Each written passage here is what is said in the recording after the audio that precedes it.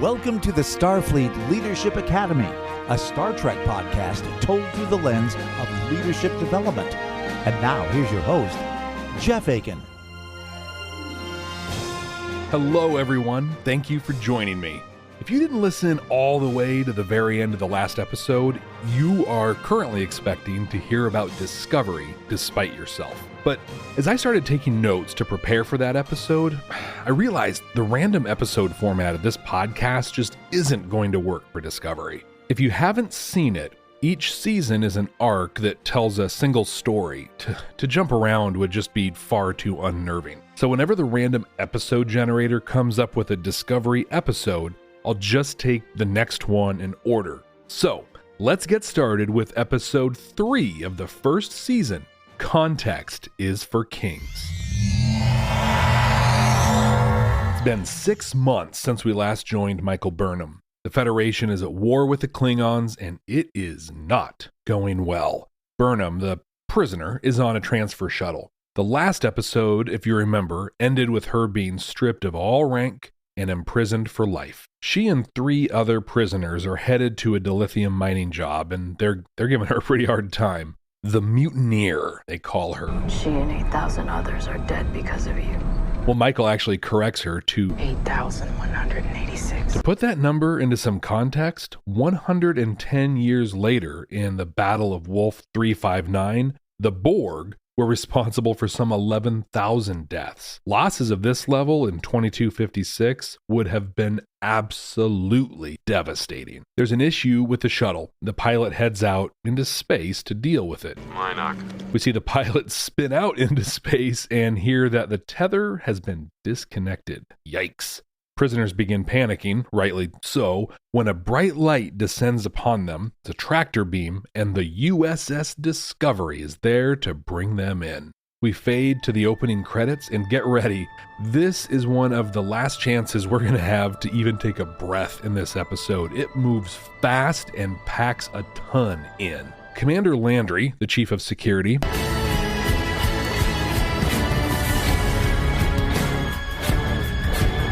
one of the final 5, takes custody of the prisoners and explains they'll just be here long enough for them to repair the shuttle and get them back on their way. She's short, curt, to the point. Kind of stereotypical television military through and through. There's some really cool production values here as they're walking through the corridors. Lots of people milling about, PA announcements going on. This feels very lived in and very active.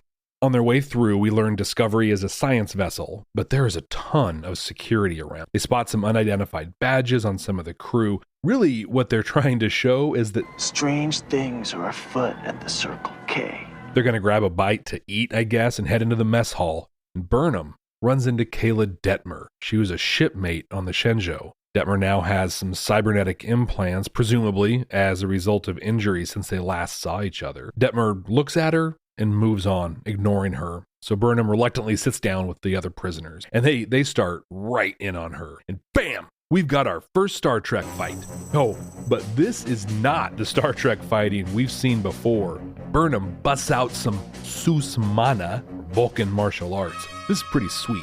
Landry breaks it up and takes Burnham to see the captain. She steps out of the turbolift and onto the bridge, and the guilt trip continues. Standing there is Saru, looking right at her. Landry just moves past him and dumps her into the captain's ready room. Really dark in here, and the captain has a standing workstation, a setup that many in the ergonomic community would applaud him for. You listen and look closely, you'll see that there's a tribble in there too.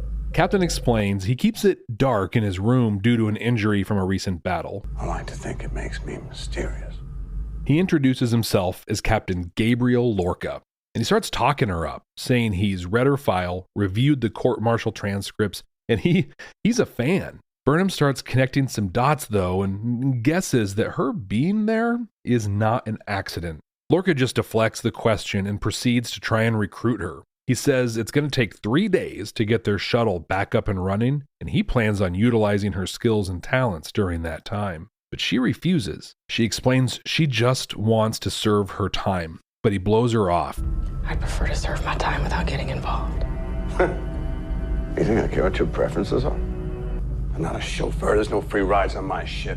He says his mission is to win the war, period, and then he dismisses her. Oof, this is rough. This is a very different Starfleet and a very different work culture than we've seen in Star Trek before. On one hand, they're at war and losing. That will impact a leader's approach, but in later seasons of Deep Space Nine, they're also losing a war, and they don't resort to this authoritative style that we've seen so far. That is, of course, more than a century in the future from here, but even in this episode is more than 2 centuries ahead of where we are today.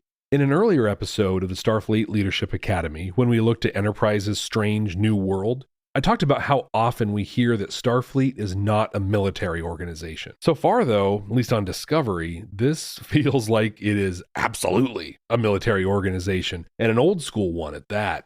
So that being said, let's look at Lorca's position and how he handled, based on what we know so far, this situation. We can assume that apparently he has an extreme need and he requires the brightest minds. He references Burnham's expertise with quantum physics, for example. Looking at his other constraints, he has a very limited amount of time, just 3 days. He needs Burnham and he needs her now. I'm sure as leaders, we've all faced something at least somewhat similar to this. You've got an urgent need with limited time, and you need to make some assignments based on skill and strength instead of maybe position and preference. But when you make those assignments, do you do it like this? Do you just tell the person how it's going to be and then expect it all to just go great? In my opinion, you can take an extra 10 minutes and work to enroll this person in the idea. You can help paint a picture that makes them actually want to help. Even just knowing the little bit about the ship that we do at this point, I think we can walk through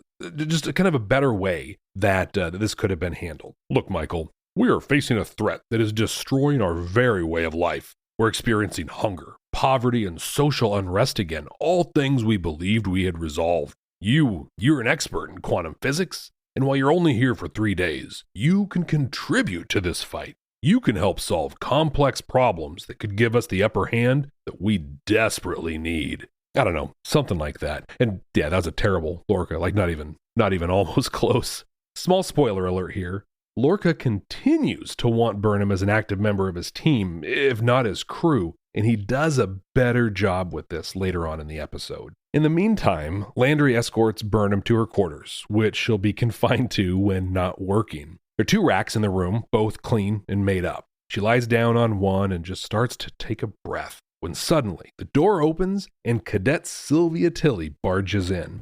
This is so neat. They told me because of my special needs that I couldn't have a roommate, which was kind of a letdown because a roommate is like an automatic built-in friend, but then they told me that I was going to have a roommate, and so now I guess that's you. Now Tilly isn't really like anyone we've met on Star Trek before, at least not as far as Starfleet goes. She talks about her special needs, specifically allergies necessitating special bedding. For those of you who do have allergies, you can request a foam rubber pillow. As they talk, as Tilly nervously talks and Burnham curtly responds, it comes out that Burnham is the infamous mutineer. Infamous is when you're more than famous. This man, El Guapo, is not just famous, he's infamous. This kind of shuts Tilly up as then suddenly the lighting changes and the ship goes to black alert. Black alert. Black alert. Burnham asks her what's going on. You weren't briefed? No. Well, then I can't tell you. Sorry. And then Tilly turns her back to Michael and just ignores her. Despite her awkwardness here, Tilly shows some of what brought her to the game. She keeps her mouth shut. Loose lips sinks ships. And that's not going to be Tilly. Burnham, heading out, runs into Saru, First Officer Saru. They're friendly, but there is definitely some serious tension between them. He leads her to engineering and advises her to report to Lieutenant Stamets. Before she goes in, though, she attempts to apologize, but she struggles. Saru hears her, but he doesn't accept the apology. And you are someone to fear, Michael Burnham. And he politely threatens her. Know that I intend to do a better job protecting my captain than you did yours. She spends a moment absorbing the interaction as he walks away before she heads into engineering. Now, we're still getting to know Saru in this series, and there's a lot more to come about him. But we do know that there has long been a professional rivalry between these two. Captain Giorgio knew how to leverage that rivalry and get the best out of each of them. But now, 6 months later, Saru finds himself in a leadership position, and Burnham is no longer in Starfleet. Well. How the turntables... What he does in this moment, though, is very instructive. He's polite and cordial, even friendly with Burnham here. In fact, his openness with her, I believe, encourages her to attempt her apology. I think he made it safe for her to open up, but she faltered. She couldn't say the words. She couldn't say, "I'm sorry." And he pounces immediately, but not in a negative, aggressive, or hostile manner. He even goes so far as to acknowledge the attempt. But then he is crystal clear in his language and in his expectations. He does not respect her, and he thinks that she's dangerous. He offers her the respect of telling her this, at least, but he then outlines what will happen if his expectations aren't met. This is leadership with a problematic individual at its finest. As XO, he has to carry out Lorca's orders and allow Burnham to work with the crew. But he can draw boundaries around that to ensure the safety of the ship and the crew while carrying out the captain's orders. Okay, on you. Think about that problematic team member you've worked with in the past, or that you're working with right now. I'm not going to ask if you've ever worked with one, because you have. I mean, we all have. And when you did you handle the situation like Saru did? Honestly, respectfully, and with clear expectations and clear consequences if those expectations weren't met?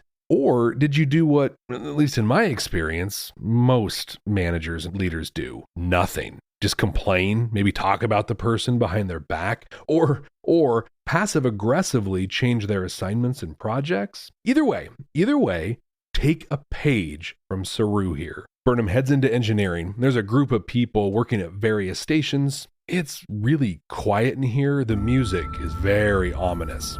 As she's looking around, Lieutenant Stamets comes out and just starts grilling Burnham. Says, I was told to expect a Vulcan. She explains that she grew up on Vulcan and attended the Vulcan Science Academy, to which he responds, My uncle Everett plays in a Beatles cover band. It hardly makes him John Lennon. He just hands her a data disk, assigns her to reconcile some code, and she gets right to work. Quite some time passes. We see a shift change while she continues working. Stamets takes a call from Strahl, his counterpart on USS Glenn, a ship conducting the same type of experiments as Discovery. Strahl explains they've hit a breakthrough of some kind, and they're going to conduct an aggressive experiment here later in the day. Burnham interrupts, and she tries to get more context on her assignment. She's struggling with the various sciences. He brushes her off and heads into a secure chamber. It's interesting here, he uses a breath scanner to enter. Seeing that breath scanner, Burnham, being oh so clever, gathers some drool from Tilly as she sleeps because,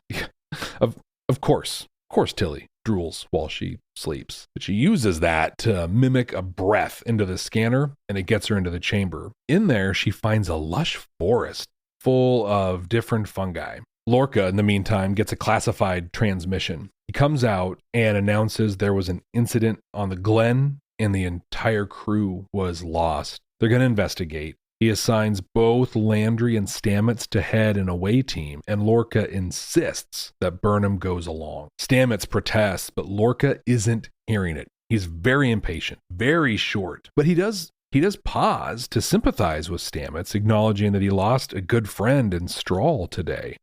Seems maybe Captain Archer should take some notes from Lorca. See the Strange New World episode that we referenced earlier there. To validate his order, he asks Saru's opinion on Burnham since they've served together. And Saru, continuing his pattern of honesty, states that, Her mutiny aside, she is the smartest Starfleet officer I have ever known. And Lorca snaps at Stamets. And he knows you. The shuttle is headed over to the Glen. They've added a security officer and Tilly to the team. She lets everybody know this is her first boarding party, of course. But she and Michael are talking. Tilly is sharing a lot about herself, but But Burnham is showing that she's a very good listener. As they approach the Glen, Stamets is analyzing the hull. He and Burnham play some etymological back and forth, and we learn a lot about the experiments that Stamets and Discovery have been conducting. Stamets and Strahl see biology and physics as the same thing at the quantum level. He says that spores are the building blocks of the universe, so it's not physics or biology. Physics as biology. When the war started, Starfleet conscripted Strahl and Stamets so they could presumably weaponize their research. He closes by basically saying Lorca is going to get what he wants out of her and anyone for that case, because that's exactly what he does. On the Glen, Landry is leading the boarding party, and they encounter levels of gore and horror that we have never seen on Star Trek before. Bodies are twisted and broken. Helical trauma, they call it. I mean, it's really horrifying. They see a bat'leth on the deck, indicating that Klingons are on board. They hear a sound, and Tilly snaps her phaser up and takes charge. One of the Klingon doesn't attack, but rather cautions them to be quiet. Is he shushing you? When out of nowhere, bam! Some massive, terrifying creature attacks and kills the Klingon. It immediately turns its attention to the boarding party, and they beat feet to engineering. They get there with a few seconds to spare and secure the doors behind them, but it's not going to last long. The creature that seems impervious to phaser fire is about to bust through. They start pulling logs. They're inspecting the area. They find a navigational device that was unexpected and alterations in the reaction cube. So they stow those away. Just as the creature busts through, Burnham takes charge of the situation. She shoots it to get its attention and then takes off through the Jeffries tube. She's leading it away from the boarding party while reciting lines from Alice in Wonderland. The rabbit hole went straight on, like a tunnel for some way, and ended suddenly down. So suddenly that Alice had not a moment to think about stopping herself, but instead found herself falling down a very deep well. Creature's size slows it down in the tubes, and this gives Burnham the chance to rendezvous with the shuttle. This is a really intense sequence as she drops in safely and the shuttle takes off. This is such a cool scene. Her nearly subconscious knowledge of the ship's layout allows her to use her size and her speed to evade an absolute beast. This scene really reminded me and took me back to submarine service and what we went through to get qualified on there, because everyone's life depends on each other. Everyone on the boat was required to have the most intimate knowledge, every aspect of it. And this, in the Star Trek sense, was a great example of how knowledge like that can save lives. Back on Discovery, Saru walks Burnham to Lorca's office. He lets her know the prisoner's shuttle is scheduled to leave within the hour, and she assures him that she'll be on it. Again here, she reiterates that she just desperately wants to serve her sentence. He acknowledges her contributions to the ship, though, during her time on board, and then he has this great line. You were always a good officer. Until you weren't. He says he wishes things had gone differently, and compliments her as she heads into the ready room.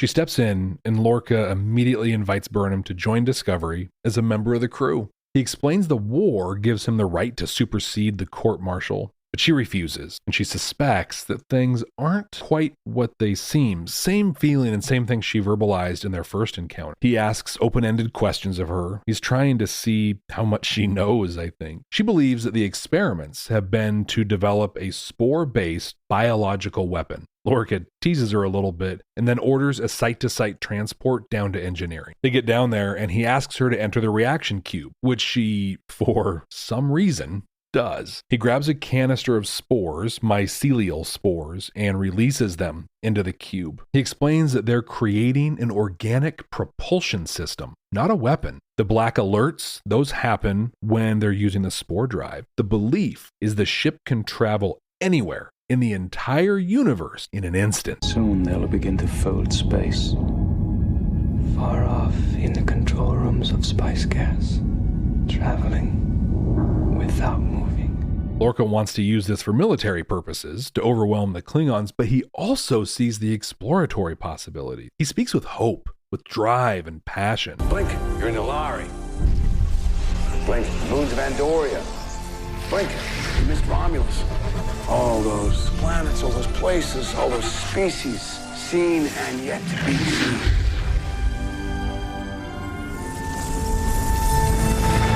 And you're home like it never happened. In this moment, he is sharing everything with her, and he's working to enroll her into his vision and this mission. This is the exact thing I thought he should have done at the beginning of this episode. Universal laws for lackeys. Context is for kings. After painting this picture, he again asks her to join the crew, this time, though, as a chance to help end the war that she started, and Burnham agrees. The prisoner's shuttle takes off, and Saru's threat ganglia pop out. Senses a threat. Oh boy, is he in for a surprise when he finds out what Lorca did. Burnham's unpacking in her quarters, and Tilly is absolutely ecstatic that she's staying. She tells Michael, I'm going to be a captain someday. The thing is that there are still some things I need to learn.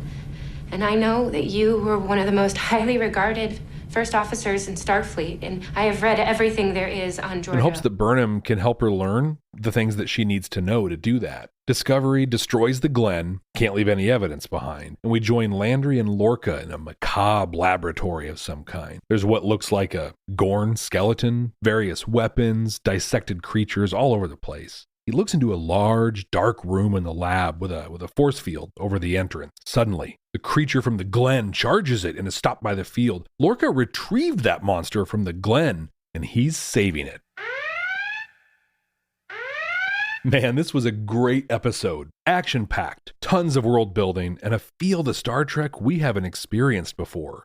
Aaron Harbert's one of the executive producers of the first season of Discovery, explained the first episodes, the Vulcan Hello and Battle at the Binary Stars, were more like a prologue to the series. And this was the actual pilot, or the actual first episode of the real story. Either way, be it the pilot or the third episode, this is the first time we've met most of the characters. And in this one single episode, I feel like we have a good handle on who most of them are. They packed a lot into this episode. We see Michael Burnham in a very different situation than she was in the first couple episodes. But really at the core, she's very much the same person, just minus her spark. As she did before, she inhabits her role and her lot in life. Through most of this episode, she's essentially a zombie, just going through her life. Respectfully, I owe a debt for my crime, and it'd be best. I'd prefer to serve my time without getting involved. But not just through the motions, if that makes sense. Even as a zombie, she has intent in her actions, but her intent this time is to stay below the radar. She just wants to pay her debt to the Federation. What I think is fun is her interaction with Tilly at the end. She has purpose again, and someone that looks up to her. This is going to be a really interesting character dynamic as the story continues. My foster mother on Vulcan used to read it to me and her son. She and I were the only humans in the house. It's how I learned that the real world doesn't always adhere to logic. Sometimes down is up. I really appreciated the characters from the Shenzhou, Detmer and Saru. Both in their own ways, they made Burnham literally come face to face with the consequences of her choice. And now she's going to have to live with them.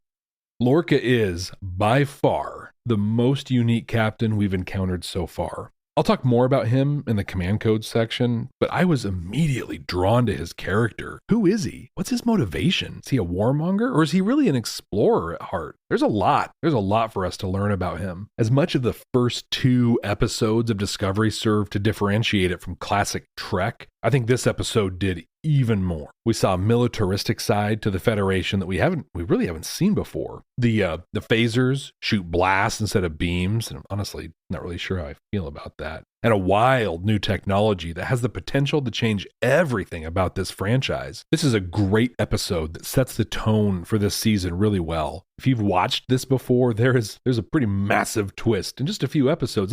In fact, that twist was going to start unraveling in the episode we were originally going to watch. Kind of might help explain why I'm handling Discovery the way I'm going to. But if you've watched this before, you know there is a huge difference between the first and second times you watch this season. It's really masterfully done. It's really fun to see the little hints that they drop, even this early in the story arc. To do the first season of this show right, in my opinion, you watch it the first time, one episode at a time, maybe one episode a night. Then go back, watch it again, this time binge it. And that really gives you the full genius of how well they constructed this season.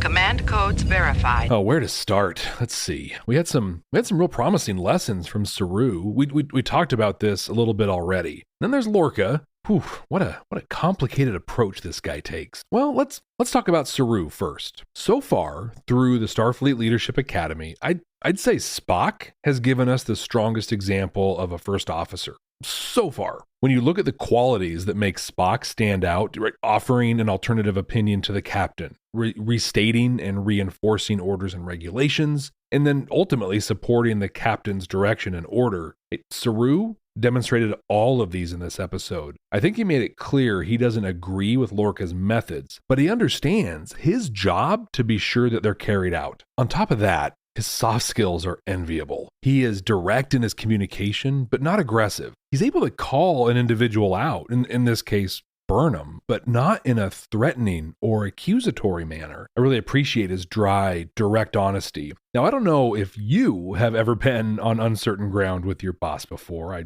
know I sure have, but it would be great if they just told you how it was instead of dancing around the issue. I also appreciate his fairness. He hasn't just written Burnham off because he sees her as a danger. He's willing to, in a somewhat controlled circumstance, give her opportunities to lend her strength to the greater cause. It comes out, for example, near the end of the episode that he was the one that recommended her involvement on the Glen boarding party. I was the one who recommended your involvement. He knows her strengths and is willing to allow her the opportunity to use them. To be clear, though, he's not trusting her. She still needs to earn that trust back. He has her under the supervision of a number of others, specifically Stamets and Landry, and those are two people that are not going to put up with any problem. We can learn a lot from Saru here. At a high level, he shows how we should communicate with our team, clearly and directly. But beyond that, and more specifically, he shows how to handle a problematic team member, especially one that you don't have the authority to send on their way. We learn quite a bit about Lorca in his two main interactions with Burnham. We talked about those earlier. The first time, he was very authoritative. He made it very clear he was going to get his way. The second time, though, when they beam into engineering, he is much more effective. See, he uses the idea of enrolling Burnham in his vision. This is a powerful tactic that you can use in every aspect of your role as a leader. Day to day, this is a great way to convince people to do the small things in their job that move you towards achieving your goal. This falls along the lines of what we talked about in the Homestead episode, asking for help instead of telling someone what to do. But this kind of takes it to a higher level. If you don't share my vision and I ask you to help do something, you're a lot less likely to help than if we do share a vision. As an example, let's say we have one person whose vision is to serve their lifetime prison sentence and not cause any problem. And we have someone else whose vision is to reinvent the way people travel, like radically change it, and in a way that is demonstrably and terrifyingly dangerous. That person asks the first person to contribute to a war effort without sharing their vision. Well, I think we can likely agree that person is probably going to tell them to take a hike. But in this case, the second person, Lorca, takes the time to enroll the first person, Burnham, into his vision. He shows the power and the potential of the spore drive. He appeals to her personal value set by speaking to both her desire to explore and seek out new civilizations, as well as her desire to end the Klingon War. You helped start a war. Don't you want to help me end it? He shares his vision and aligns it with her values. This is not a simple task. In this case, early in the episode, he shared that he had read and reread her file as well as the court-martial record. He's done his homework. He understands who she is and is able to align his vision to her. And through this, enrolls her in that vision. He makes her a part of it. Now that he's done that, when he asks her to contribute to the war effort to cause problems, as it were, at least compared to her initial intention, well, she's a lot more likely to agree. For you, or really at least for me, this is a lesson that can be an absolute game changer when it comes to change management. Now, I'm not talking the project side of change, right? The task-oriented, waterfall, agile, water gile, PMBOK, whatever side of change. But the people side of change, you can have the best project, right? You can meet all your milestones. Heck, you can even come in under budget. But if the people aren't ready, that project's going to fail. If you're leading a change effort, share the vision early, share it often. In fact, if it feels like you're doing it too often, do it just a little bit more. Show the power, show the potential of the project and the change, just like Lorca does with the Spore Drive. If you want to go to that next level, align the vision for the change with your team's values, possibly even each person's individual values. Enroll them in the vision for the change, and they will be much more likely and possibly even eager to help be sure it's a success. Lorca takes time. He even spends resources to do this for Burnham. They're in engineering for a good chunk of time. In fact,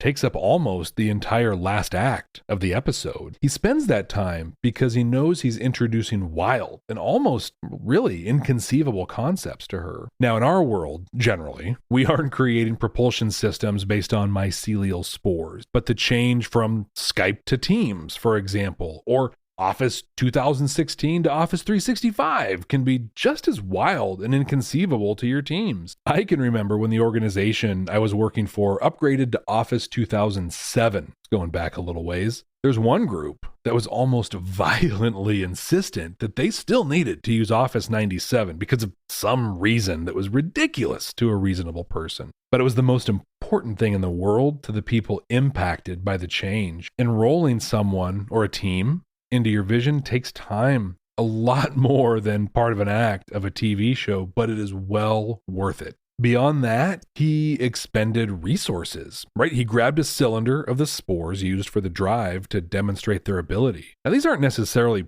precious or rare, but they do hold a high value. It's stated earlier in the episode that they grow their own, and that's got to take time. He knows, though, that by enrolling her in his vision, he will reap so much more than the value of a single cylinder of spores. And yes, this means that you too shouldn't shy away from spending resources on your change effort, the people side of the change effort. This could be as simple as allowing people paid time to learn about the change or investing time in user testing. It can be a lot more elaborate, like bringing in experts on the change or others that have been through similar projects to speak or spend time with your teams. But the resources are always going to be unique to whatever the change effort is. But the lesson is that your return on investment will be significant if you can share and align your vision and manage the people side of change effectively. Now, while we learned a lot about him and from him in these interactions, we learn a lot more about him from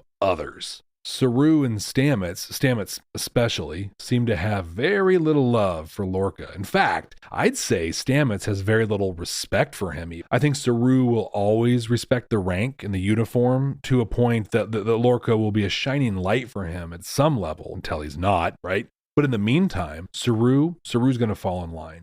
Landry, on the other hand, seems to be all about Gabriel Lorca, but it takes only a few minutes with her to see why. My name's Commander Landry. I'm Chief of Security here. See, we're unloading all kinds of garbage today. She's authoritative. She's aggressive, disrespectful. She talks down to others and belittles their skills. We see this when she recognizes Burnham's Vulcan martial arts training. So we have three people. One, an aspiring officer that clings tightly to the mission, the values of Starfleet. One that is a brilliant scientist that resents the military, and one that thrives on aggressive conflict. Two of the three have very little taste for Lorca. In a recent episode, I think it was Voyager Homestead, we talk about performance appraisal. I know, so very exciting. But this is an example of the value of a 360 review. This is where you ask colleagues, customers, direct reports, and others that interact with the person for feedback. You're going to learn a lot more from a customer they interact with and hopefully deliver for than you will from your observations in most cases. Here, we learn from Saru that Lorca tends to always get his way, and not necessarily in a positive way. Stamets tells us that Lorca is interested in results and sees death and destruction as part of the process. while Landry shows us that he has a taste for violence, especially at the end of the episode when they're interacting in his lab. So while he may have scored an okay appraisal based on his interaction with Michael and engineering, the 360 review reveals wildly concerning aspects to this complex individual. So, is Lorca going to be a captain that consistently impresses, like Janeway? Well, maybe, possibly, right? But so far, I would not bet on that. I am confident, though, that we're going to learn a tremendous amount from him during his time on Discovery. So do you have any examples of successful change management tactics or techniques that you've used or that you've experienced? God, I'd sure love to hear about it. Look, I'm on all the social media at Jeff T. Akin, Jeff T as in Tilly, Akin. And if you've enjoyed the Starfleet Leadership Academy, please feel free to leave a review and tell a friend or colleague about it. Now, let's see what we're going to watch next time. Working.